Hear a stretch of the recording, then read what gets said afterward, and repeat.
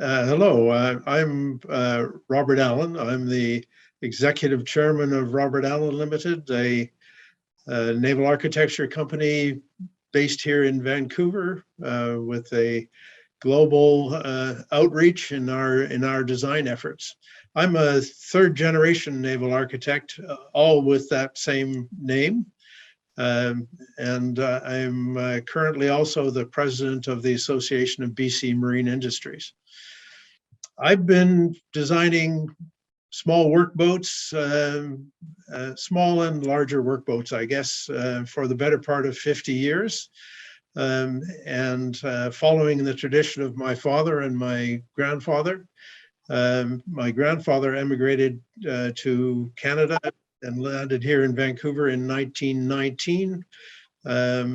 Became the chief superintendent at Wallace Shipyards, which later became Burrard Dry Dock. And in 1928, he went into private practice as a consulting naval architect. My father, known as Bob Allan, joined his father shortly after World War II, and they worked as a duo in the basement of my grandfather's house for many years. And slowly the business grew, and today we have a staff of about 95 people, and as I mentioned, an outreach which circumnavigates the globe, really. I graduated from the University of Glasgow in 1971 and worked in the UK, but since 1973, I've been here in Vancouver. And I've been assumed the presidency of Robert Allan Limited in 1981. And as I approached retirement age, I negotiated the sale of this company to a group of the senior employees, and that's been an extremely successful venture. And the company is now 100% employee owned, 100% Canadian company, one of the few businesses of that type that can claim to be so at the moment. And we're certainly the most senior and one of the largest consulting naval architecture offices in Canada at present. So I'm extremely proud of that background. But because of that background, it's caused me to become extremely interested in the history of not just our company and our design work, but all of the heritage and classic vessels of British Columbia in particular, and Canada in general. So that will be the focus of this discussion today, and I hope to convey to you my interest and commitment to this topic. Because of my family history, I've just been anxious to ensure that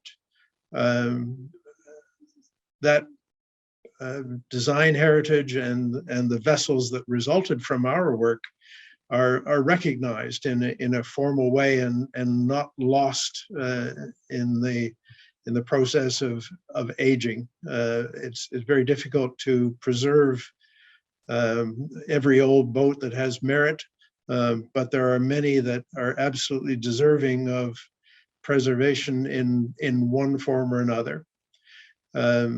So that interest comes from my discussions with many people of like minds in the industry, and our host John McFarlane in particular, whose amazing work with Nauticopedia is an unparalleled piece of work and a really important step in creating this registry of important vessels in BC's history. So if we're going to talk about floating heritage, I guess the important first step is to understand and define exactly what we mean by that. And that's a difficult definition to create because it probably means something different to everyone who has an interest in that. from a personal perspective, my interests are strongly focused on the important working vessels of this coast, less so than the more glamorous yachts that tend to get more attention. But there's a plethora of really important tugboats and fish boats, working vessels of all type, that have been the economic drivers and the important economic connections to the entire BC coast. Anybody that looks at this province should understand that they're the only arterial link that we have between coastal communities is by sea. There's no roads up and down the BC coast. There's no railways. And so all commerce goes by sea, and the vast majority of that by tug and barge. And that industry has been the foundation of our design business. And from there, we've grown into designing workboats of all types. So from my perspective, a heritage vessel is one that has been designed and built here in British Columbia, and which is operated here in British Columbia, and made a significant contribution to the economy of the coast. There are of course many other aspects to that. I believe it's important that we sort of ensure that the definition covers a broad range, including pleasure craft, which have been an important part of the marine construction industry, particularly in the pre-war period. There were dozens of small shipyards here in BC that were sustained by wealthy patrons who needed to show their success by building very beautiful yachts. And the natural timbers of the BC coast were used widely in creating some really magnificent vessels, many of which are still existent and still afloat and being lovingly maintained by their owners. So those vessels are important. So there's a big economic story to be told here.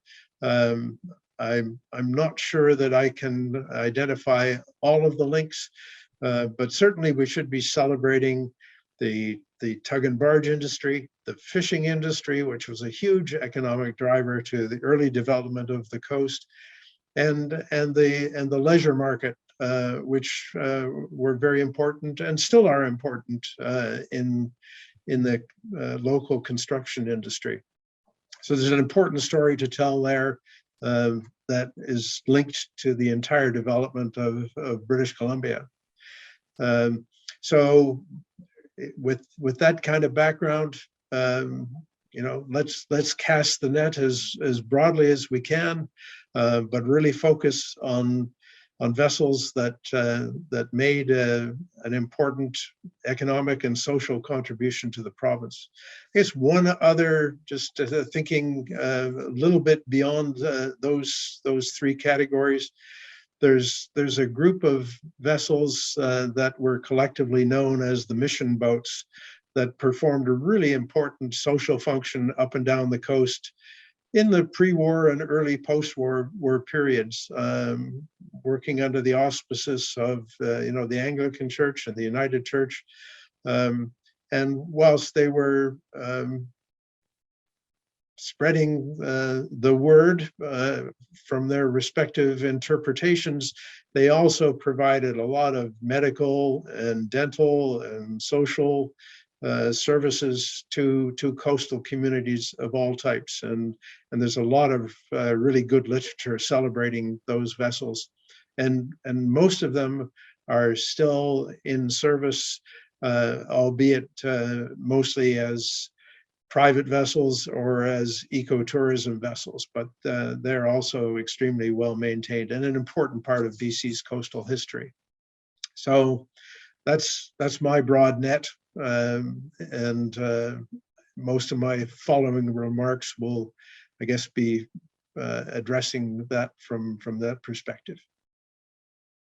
So the the first and perhaps the most important step in recognizing this floating heritage is to create a list, a register of the vessels that satisfy a set of agreed criteria for heritage designation. There are many examples of what qualify houses and buildings and whatnot on the land side of things for heritage designation. Their importance from a design perspective or construction or a social basis. And I think the same criteria can be established for floating heritage.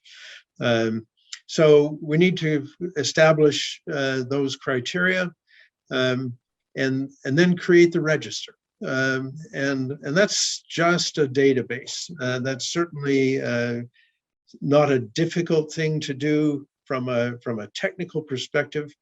But the most difficult aspect of that is where will it reside? Who will have control of it?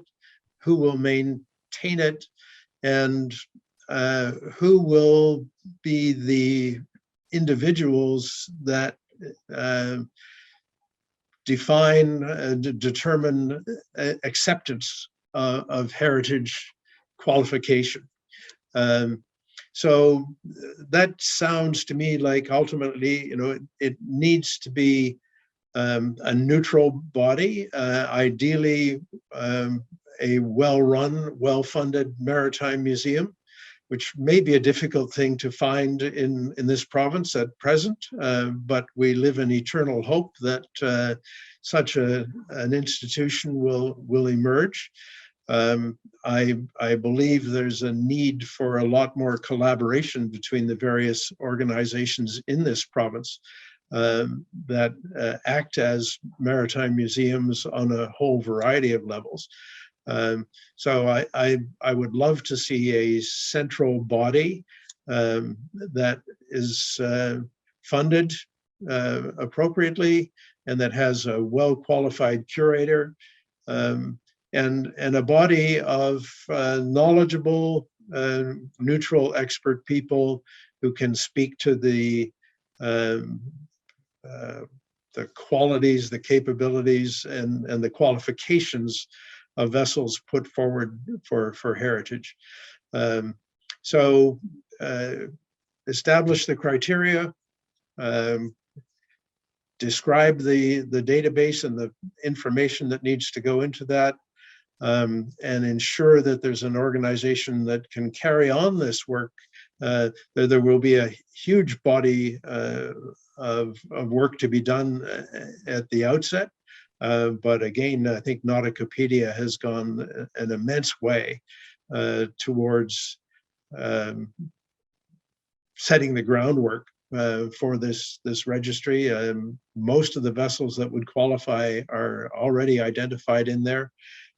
So they would need to be selected and screened.